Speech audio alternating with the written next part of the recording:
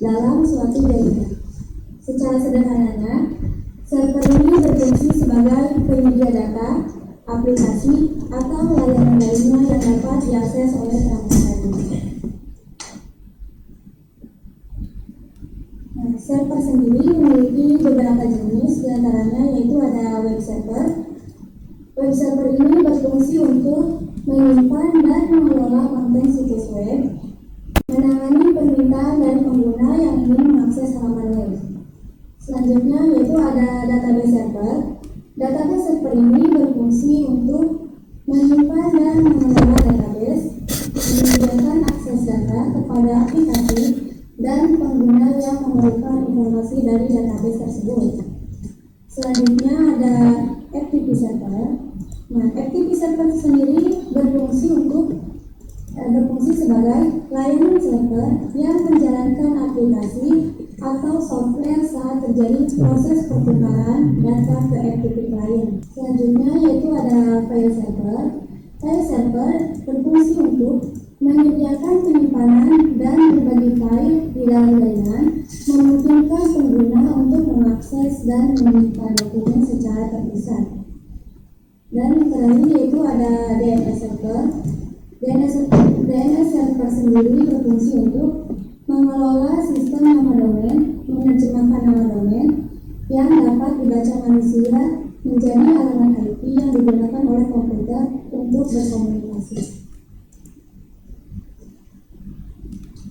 Selanjutnya akan dipaparkan oleh Muhammad Arfan. Alhamdulillah.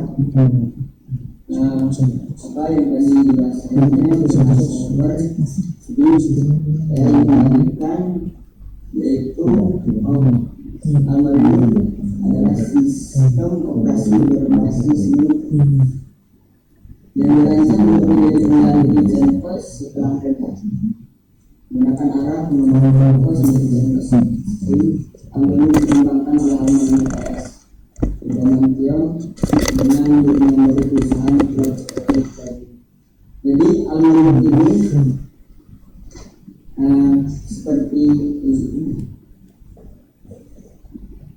operasi sistem.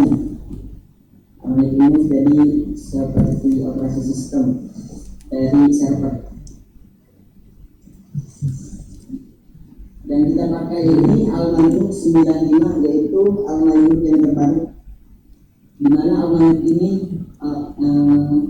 OS open source. Jadi siapa saja yang ingin memakainya, yang ingin mengembangkannya. Jadi Almarin ini seperti Windows atau Mac OS, tetapi dirancang khusus untuk komputer server.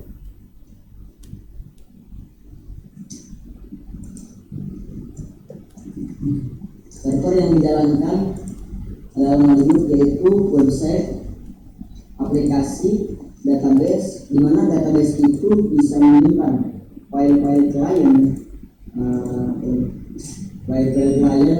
terus ini menyimpan data. Nah, agar server bisa berjalan, agar server bisa bekerja, yaitu di otak. Ini yang disebut otaknya, yaitu Almarin yang disebut otaknya, yaitu sistem operasi. Sistem operasinya itu yang bernama Almarin. Jadi ada lagi sistem operasi yang bernama Windows atau Mac OS, bisa disebut dengan sistem. Mengapa ada Almarin? Kenapa harus Almarin? Jadi Almarin itu open source. Apa yang tadi telah open source yaitu gratis selamanya, dan juga dia juga stabil dan aman untuk dipakai buat operasi sistem server.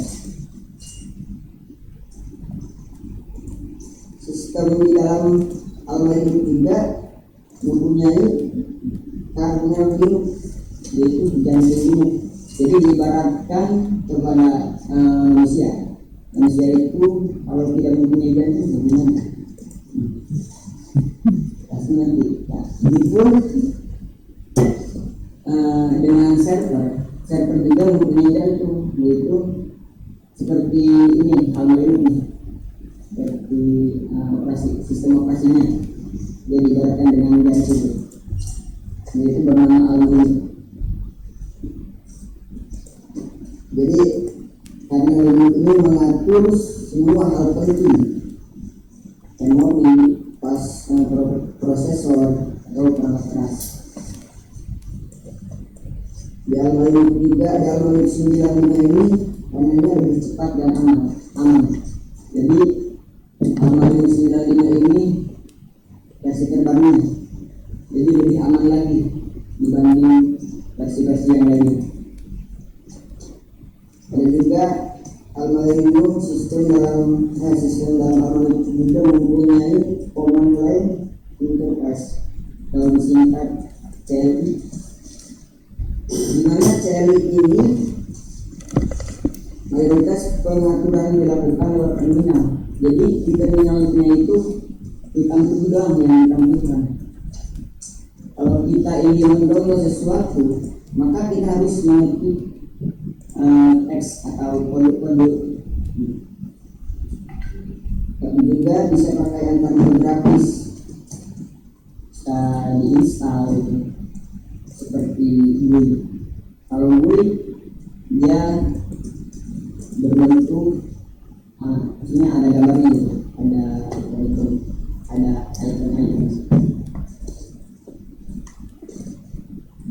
Siapa saja sih yang cocok pakai Almahiru ini? Jadi siapa saja, semua juga bisa pakai Almahiru.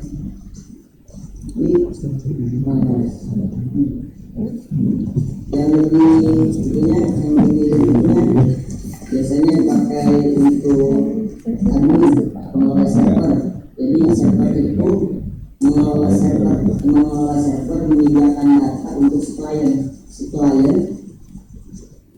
mengambil data dari si server. Jadi si klien itu mengambil ruang dari server tersebut. Jadi kesimpulannya Almahiru itu operasi sistem di mana dia open source, yaitu gratis selamanya, stabil dan aman. Ya. Assalamualaikum warahmatullahi wabarakatuh. Jadi saya akan melanjutkan presentasi yang sedang disampaikan oleh saudara Institusi. Nah, jadi saya akan di sini membahaskan penelitian dari solar panel. Solar panel adalah panel kontrol berhosting open source yang digunakan untuk mengelola server, khususnya cryptographic server, UBS dan server khusus. Panel ini memberikan antarmodal OS yang mudah digunakan untuk mengelola website, domain, database, email dan berbagai fitur hosting lainnya. Jadi, server panel itu adalah merupakan total panel hostingware. Sementara peran pada manusia hostingware itu adalah antarmodal berbasis web yang digunakan untuk mengelola website jadi mudah. Nah, fungsi utama dari kontrol panel itu adalah yang pertama, mengelola file website seperti mengupload, mendownload, dan menghapus file. Yang kedua, mengelola domain dan subdomain. Yang ketiga, membuat dan mengelola domain dengan email sendiri. Yang keempat, bisa membuat database seperti MySQL. Yang kelima, menginstal CMS seperti WordPress, Drupal, dan lain dengan satu klik. Yang keenam adalah backup data dan restore data. Yang ketujuh, melihat versi penggunaan server. Kenapa sih harus solar panel? Karena merupakan panel hosting yang mudah digunakan, ringan dan memiliki fitur seperti instalasi SSL, otomatis dengan live encrypt, dukungan multi PHP dan integrasi dengan solusi untuk pertemuan dari sendiri. Jadi, ini merupakan konsep hosting yang mudah digunakan dan ringan. Dan dia juga memiliki PHP yang banyak, versi-versi PHP. Jadi dia itu tidak memakai versi PHP cuma satu aja, tetapi dia bisa mengisi PHP dan versi yang lain seperti versi terbarunya. yaitu dan juga integrasi dengan autolight speed. Nah, yaitu lebih performanya itu lebih cepat daripada autolight yang lainnya. Dan dengan integrasi SSL otomatis, jadi SSL-nya itu lebih otomatis, tidak manual. Nah, adapun kelebihan server tunnel, yang pertama dengan server tunnel performa sangat cepat dengan light speed dan HTTP /3. Jadi itu lebih cepat dibandingkan dengan tunnel yang lain karena dia merupakan pemakaian light speed. Yang kedua, LSPX bawaan sangat cocok untuk WordPress. Jadi untuk seseorang berprogram yang menggunakan WordPress diusulkan itu baik memakai server tunnel buat hosting WordPress-nya karena server tunnel ini sangat cocok untuk WordPress. Yang ketiga adalah UI mengerenkan pilihan. Yang keempat, terintegrasi dengan Docker dan Git. Yang kelima, SSL dan auto setup WordPress itu mudah. Nah, adapun pasti ada kekurangannya. Nah, kekurangan server sendiri yaitu lebih fokus ke light speed, kurang fleksibel. Jadi server tunnel itu kurang fleksibel seperti peralatan yang lain. Jadi itu fleksibel, tapi kalau server tunnel itu kurang fleksibel karena itu jadi mengandalkan light speed. Yang kedua, beberapa fitur masih kurang stabil pada versi gratis. Nah, jadi karena server tunnel ini gratis, jadi beberapa fitur itu masih kurang dibandingkan dengan panel-panel yang berbayar dan lainnya. Nah, yang kedua yaitu ketiga, karena error kecil atau waktu lainnya. Yang kelima, dokumentasi yang komunitas tidak serta Pak Channel. Nah, jadi inilah tampilan login dari server tunnel. Dan inilah fitur utama dari dashboard server tunnel sendiri. Mungkin kalau presentasinya cukup, presentasinya sudah lanjut dengan sudah.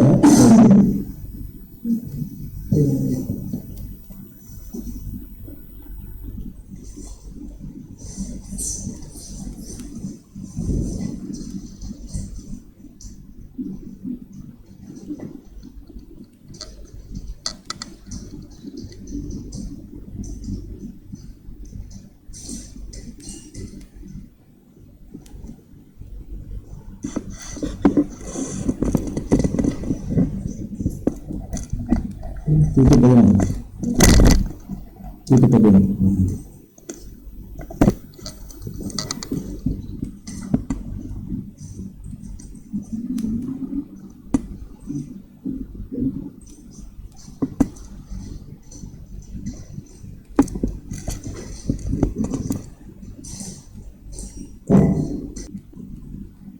Nah, jadi seperti inilah penampilan dari dashboard server tunnel itu sendiri.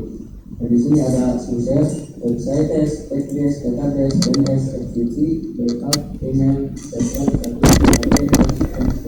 dan masih banyak lagi. Tapi di sini kami akan membahas cuman yang 5 ini dari user, website test, database, DNS, dan FTP. Sebelum dilanjut, maaf, belum bisa buka tab sebelahnya nggak? Jangan pakai IP, pakai nomor bisa. Coba klik. Nah, mobilnya ke 8090 ini mau yang dimasukin. Coba di demo, bisa?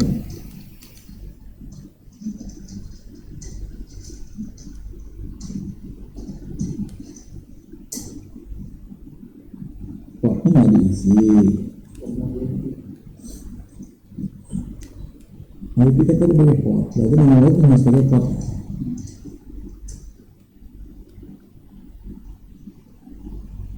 Nah, mana itu portnya? Portnya mana? Berapa? 89. Jadi jawabannya nggak bisa gitu.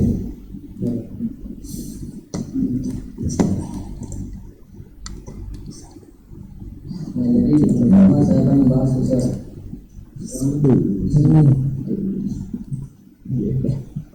Nah, jadi kita ini bisa membuat user sendiri atau menjual user. Contohnya create user.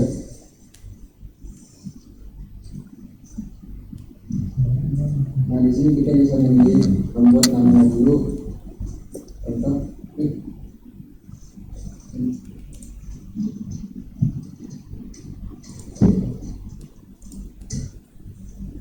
nah selanjutnya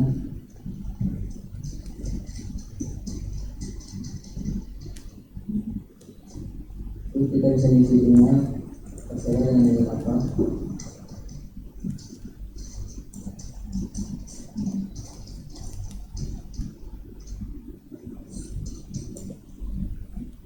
Terus kita bisa melihat ini angin itu adalah peran tertinggi dalam solar panel. Nah, yaitu bisa memiliki akses penuh ke semua fitur seperti akun dan konfigurasi server dan bisa membuat akun besar, reseller dan mengelola DNS, database, SSL, email dan melakukan server lainnya. Sedangkan reseller itu adalah akun yang dilihat oleh admin untuk membuat fitur sendiri dan menjual layanan hosting. Dan cocok juga untuk penjualan hosting kecil atau pihak ketiga. Nah, di sini ada user yaitu hanya akun biasa, dia hanya bisa mengakses situs milik sendiri dan dia itu tidak bisa membuat akun besar sendiri. Nah, digunakan oleh pemilik situs yang ingin mengelola websitenya tanpa perlu mengatur pengaturan server. Dan di sini saya akan mencontohkan pembuatan reseller. Nah, ini adalah website milik. Nah, kita itu bisa mengatur di dalam reseller ini websitenya ada berapa. Contoh bisa 10 website, cuma 10 website, 5 atau 10. Nah, kalau kita mau dengan apapun websitenya, kita tinggal tulis 0 karena hal ini mengatakan itu websitenya itu ini jadi bebas kita bikin naruh websitenya itu berapa itu. Terus user loginnya ke akun reseller, terus passwordnya. Nah, di sini ada pilihan hide atau low. Kalau low itu berarti kita menggunakan password yang mudah diingat, atau kalau hide itu menggunakan password yang jadi susah diingat atau jadi susah agak gampang menginterpretasinya.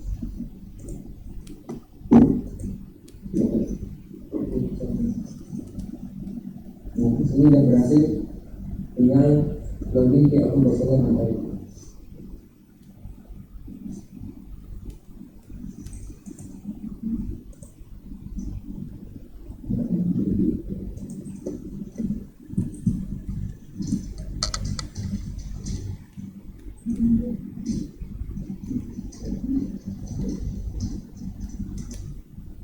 Nah, kita sudah login ke akun reseller.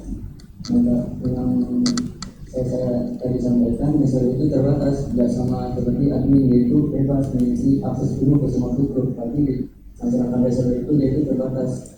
Nah, contoh kemampuan reseller sendiri itu bisa membuat akun besar lagi, nah terus bisa mengatur domain dan subdomain untuk usaha mereka sendiri. Yang ketiga, mengatur batasan penggunaan server.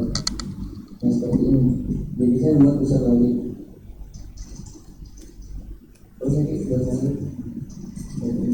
Nah, kita bisa berusaha lagi kayak yang tadi, tapi di select all-nya itu, di select ACL-nya itu user. Nah, di sini juga kita bisa buat website guys.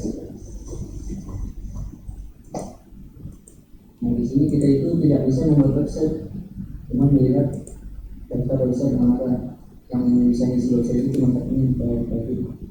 Coba kembali tadi. Nah, kita kembali ke yang kedua, saya akan bahas website test.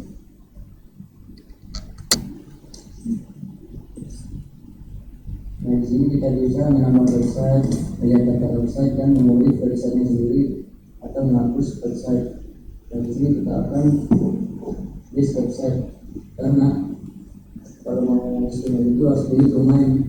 Nah, jadi kita itu harus beli domain sendiri. Sedangkan kalau nama website itu harus didaftarin di Microsoft RGI. Sedangkan Microsoft RGI itu juga bisa di login untuk mendaftarkan nama domain yang akan dimasukin.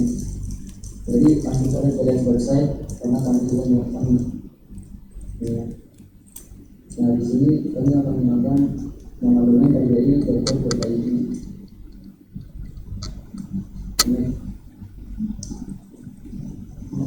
Nah, di sini kita itu bisa upload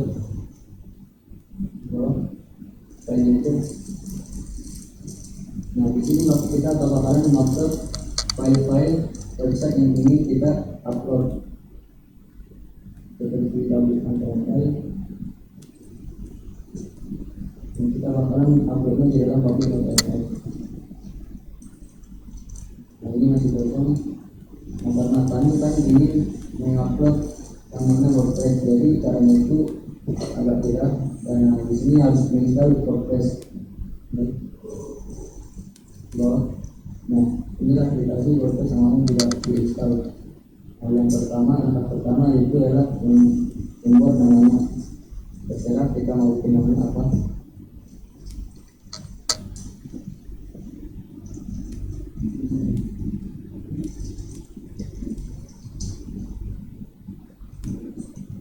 Nah, sekarang kita buat lagi usernya. Apa lebihnya apa nama usernya. Terus password.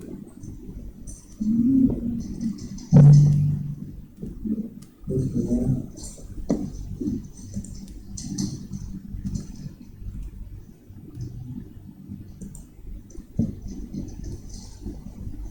Jadi template ini cukup tidak dipindahkan saja, tidak usah diisi, langsung ada diinstal. Nah, setelah diinstal kita tunggu prosesnya.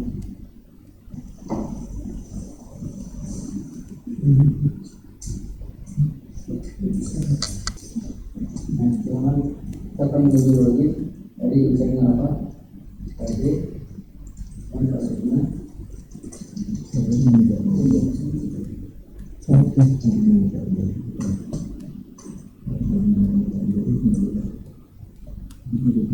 Sekarang kita sudah berhasil menginstal WordPress di server.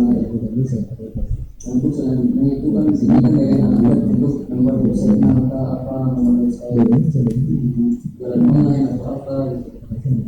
Kalau coba seperti itu belum bisa masukin error.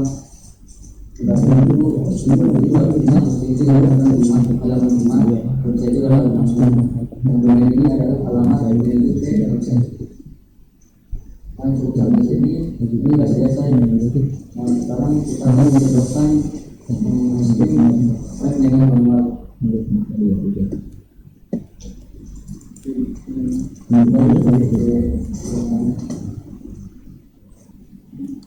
Nah kalau seperti ini pasti kan uploadnya satu-satu pasti tapi gitu. Kalau file banyak, kalau ini kan masih gini kan. Kalau kita mau upload file website-nya banyak pastinya tapi untuk upload satu-satu. Nah karena kasih cara yang mudah untuk upload file website-nya lebih cepat. Nah ada tentu ada FTP server. Coba masuk FTP.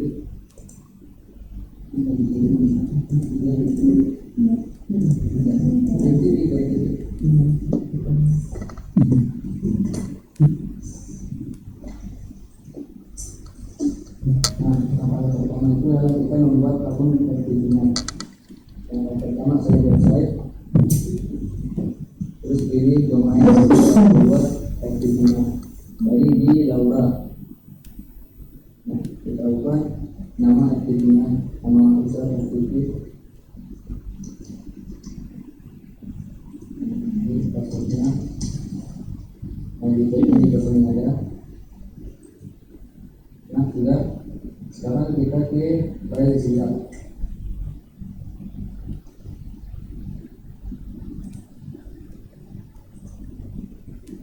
Terus pilih lagi namanya tadi itu.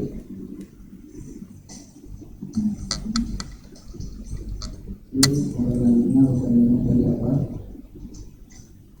Passwordnya.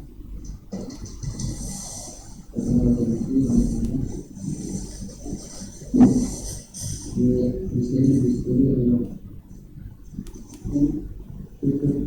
jadi tadi maksudnya nah jadi tadi karena cara mudah untuk mengupload file website secara mudah tanpa perlu manual maksudnya satu karena kita perlu kita seleksi website-nya.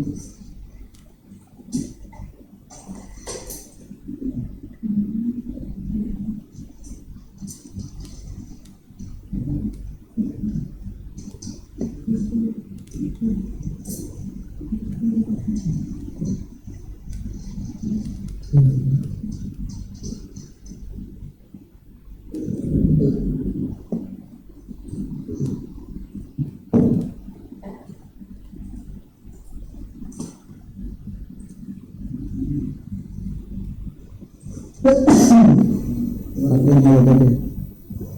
Pakaikan HTTP, jangan HTTPS. Jadi HTTPS. Bismillah, Assalamualaikum warahmatullahi wabarakatuh. Jadi kami akan melanjutkan presentasi yang tadi yang sempat di break. Nah, di sini kami akan menunjukkan hasil yang mengupload file tadi.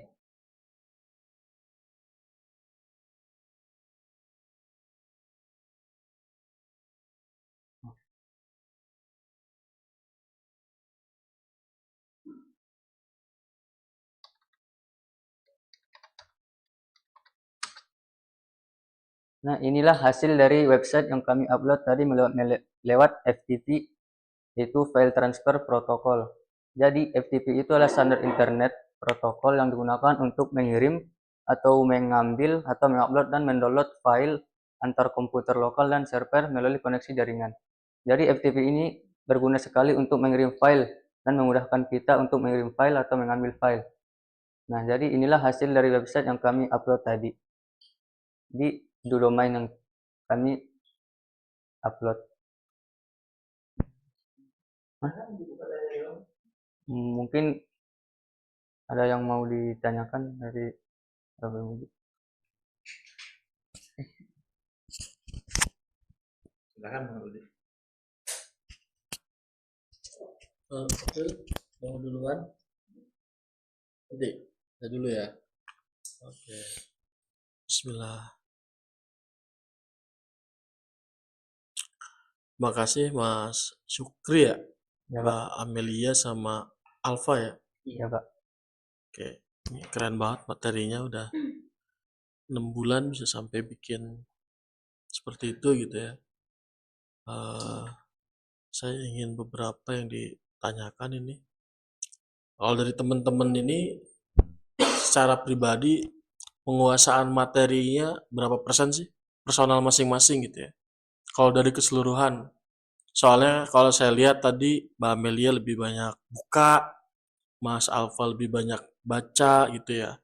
Terus secara keseluruhan malah Mas Sukri yang mempresentasikan gitu ya. Jadi kayak nggak balance. Saya cuma pengen tahu seberapa persen teman-teman ini memahami materi yang disampaikan ini. Dari Mbak Amelia dulu mungkin.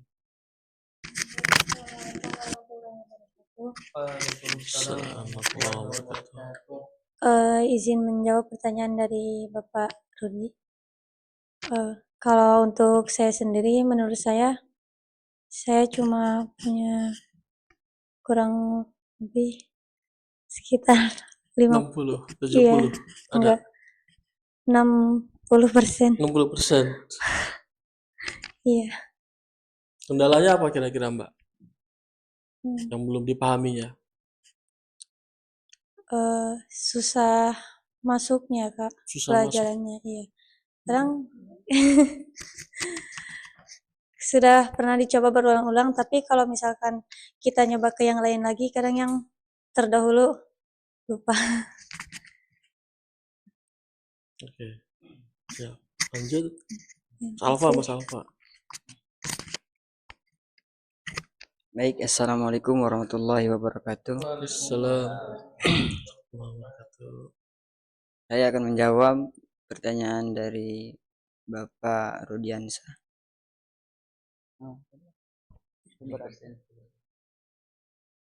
Seberapa persen kamu menguasai ini? Wah, materi yang dibawakan.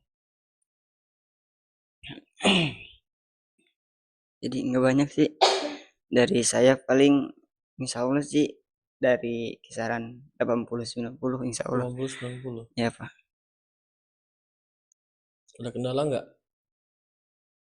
terkait materinya? Ada sih tadi kendala. Di bagian mana? Itu di bagian website tentang SSL-nya. Jadi SSL-nya itu nggak tahu otomatis kegembok tuh.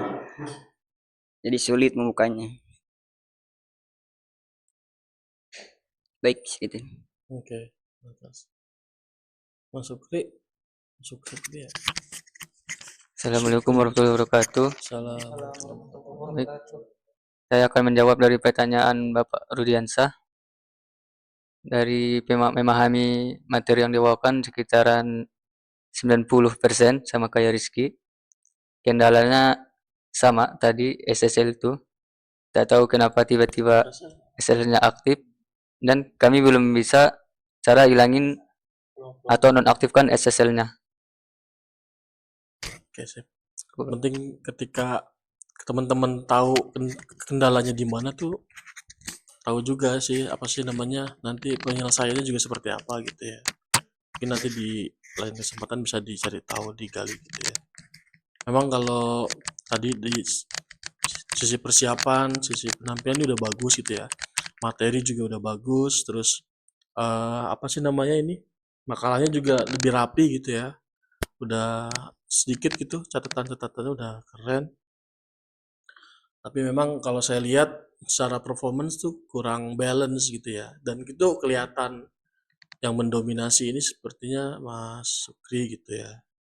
Mungkin nanti bisa dikasih kesempatan ke teman yang lainnya nih buat ngejelasin bagian ini, part ini gitu ya. Jadi dibagi gitu ya. Terus apa lagi ya? Tadi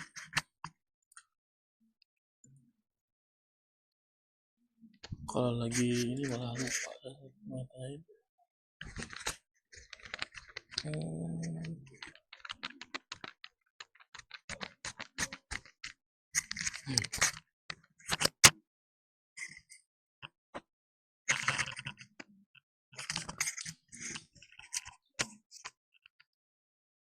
Satu aja deh, kalau misalnya tadi kita nggak pakai FileZilla, ada cara lain nggak buat ngupload? Ada. Pakai manual. Pakai apa? Satu-satu. Filenya di-upload satu-satu. Itu aja caranya, cuma 2 itu. Sebenarnya caranya itu cuma 2, pakai FTP sama manual tadi. Nah, kalau kita pakai FTP itu pakai aplikasi seperti FileZilla FileZilla. dan nama aplikasinya. Sebenarnya mungkin kalau pengalaman saya tuh nggak perlu di satu-satu juga bisa ya, diekstrak gitu ya. Ya, Pak. Diekstrak di lokal, jadikan satu folder, kemudian diupload satu file di dalam sistemnya, kemudian diekstrak. Otomatis kan satu folder tuh utuh gitu ya. Mungkin Ya, itu pengalaman saya aja, mungkin teman-teman nggak, memang proses yang ditempuh itu harus pakai FTP gitu ya, tidak pakai cara ekstrak. Daripada satu-satu ya udah pakai FTP aja. Nah, SCP itu kayak gimana tuh? Ya, Pak. Oh, terminal. Sebenarnya sama ya, Pak. Pakai SCP, Iya. cuman tuh pakai perintah. Kalau ngekstrak itu kan ngupload satu file terus diekstrak di dalam kan gitu ya. Ya, Pak. Oke. Oke deh, itu cukup sementara dari saya. Lanjutnya, Pak April atau Mas Nurman? Mas Nurman aja.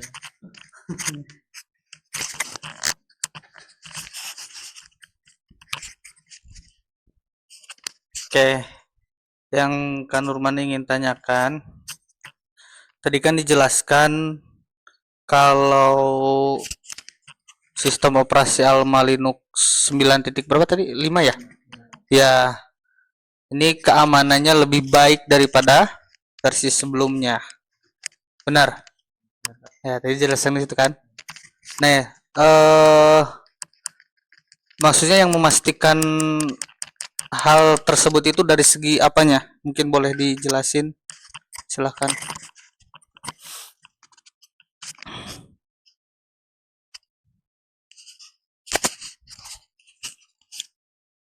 Baik, saya akan menjawab pertanyaan dari Kak Nurman.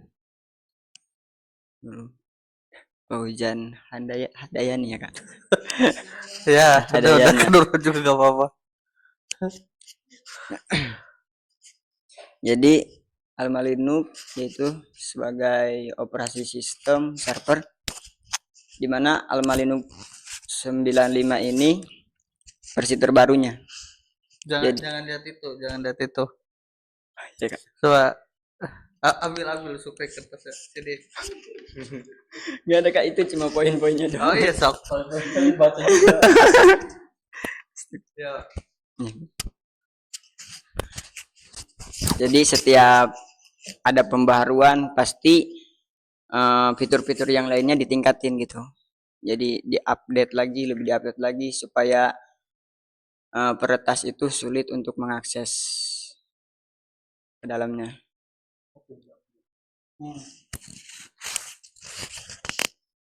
Dari segi apa ya? Dari segi keamanannya gitu. Iya. Dari web dari apanya tadi?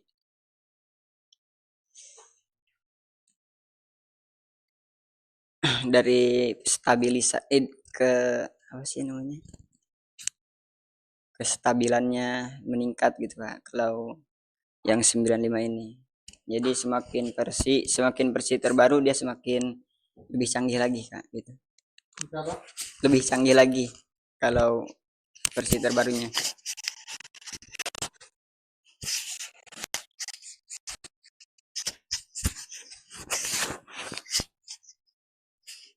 Ambil.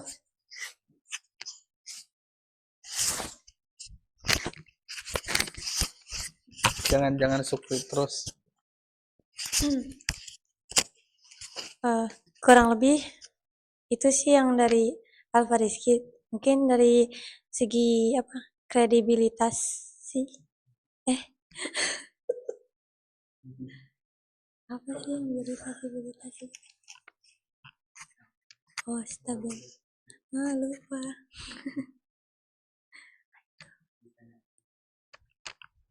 Iya.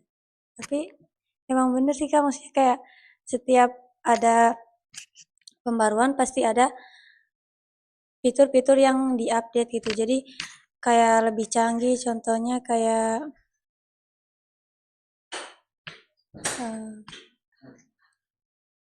Apa? Maksudnya tuh ini kan lebih aman. Nah, aman. lebih amannya itu dalam hal apanya? Yang Alma Linux 9.5 ini tadi disebutin dari versi sebelum-sebelum, berarti kan versi sebelum-sebelumnya masih bisa mungkin dibobol kah atau enggak ada keamanan yang enggak ada di versi si Alma Linux yang 9.5 ini. Kalau dari Alma Linux 9.5 itu aman dari segi ininya Kak, apa sih?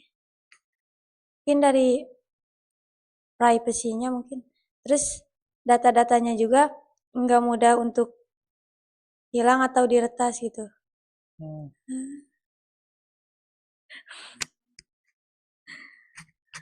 Terus juga dari kestabilannya tuh beda dari Alma Linux yang sebelumnya karena dia tuh sudah lebih canggih dan juga merupakan versi terbaru.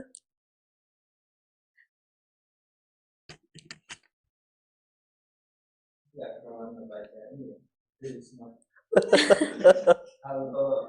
hal yang nggak tahu Itu kamu berani dari presentasi hari tahu dulu kalau 994 kalau secara keamanan yang dari namanya update beberapa update ya, pertama OpenSSL nya ada aplikasi terbaru yang mungkin tidak ada di 94 karena dia pakai .NET main banyak baru gitu.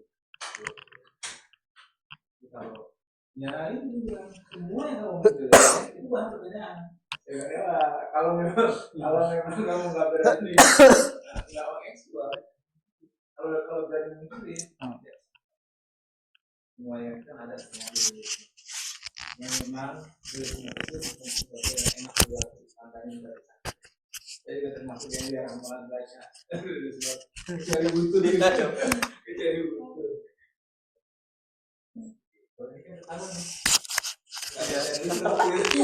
Bedanya apa ya? Betul sih jawaban standar. Kan sudah tahu. Iya. Karena kalau saya mau balik nanya, memang versi terbaru dari aman itu sudah apa? Yang sekarang kan ini yang dipakai sudah 45. Sekarang masih mau update pak? karena saya belum update juga katanya. Itu udah 95 paling tinggi. Iya. Sekarang udah 96. Oh, iya. Kapan? 8 April 2020. Apa? Terima kasih Bapak. Sip. Kamu itu.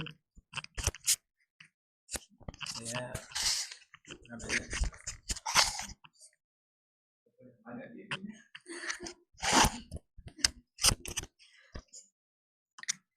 Baik, kalau berarti Kak April nih.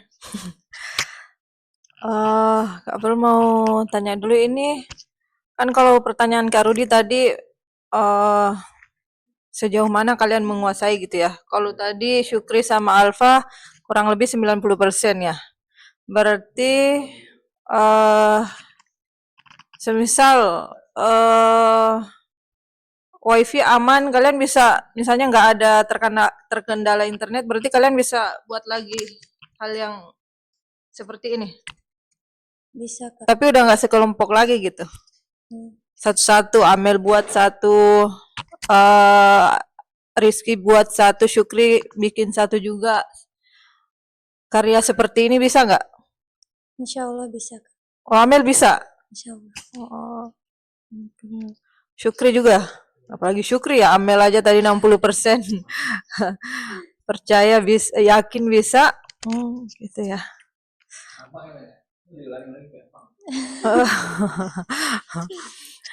Terus ini kalian kan ada di judul makalahnya tadi menelitinya di sini gitu ya. Maksudnya buatnya untuk Rumah Gemilang Indonesia gitu. Iya. Oh, berarti ini nanti karya ini bisa dipindah tangankan dari kalian ke Rumah Gemilang Indonesia berarti. Bisa dikasih ke Kak Nurman gitu.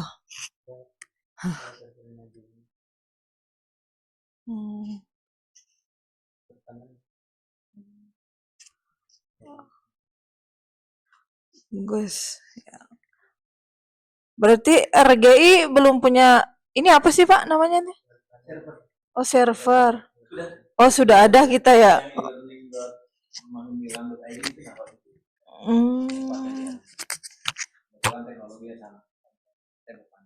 Oh ya, berarti emang benar ya.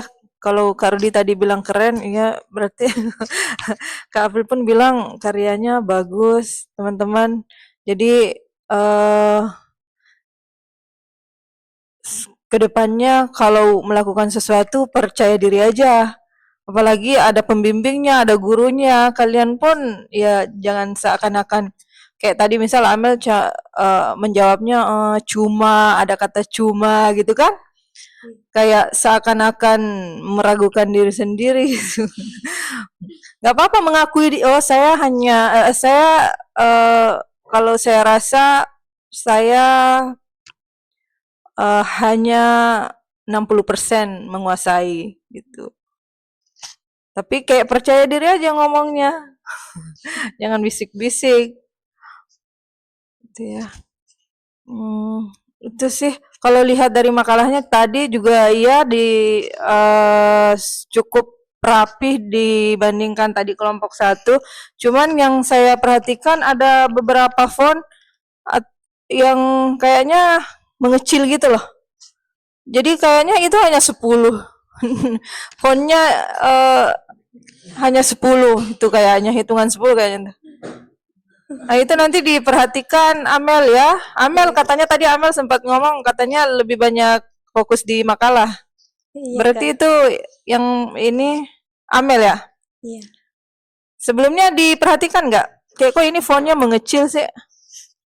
Kadang kalau dari font sih Kak, ya sih mungkin kurang detail juga memperhatikannya, tapi ada beberapa yang emang sengaja dikecilin karena nggak muat di halaman. Oh gitu.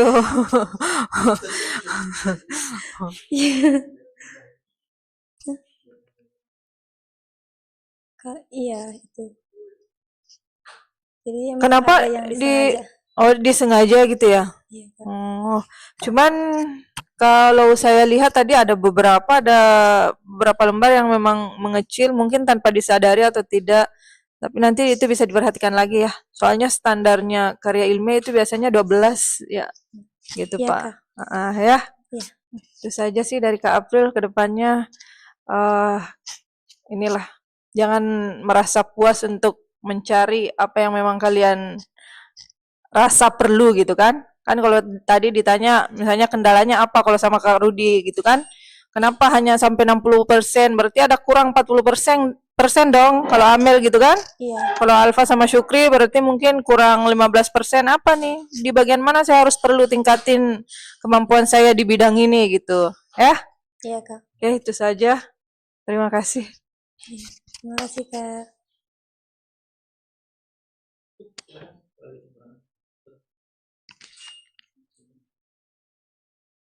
Baik, sekian presentasi dari kelompok kami. Kurang dan lebihnya mohon dimaafkan. Wabillahi taufiq wal hidayah. Wassalamualaikum warahmatullahi wabarakatuh. Waalaikumsalam warahmatullahi wabarakatuh. Oke, terima kasih.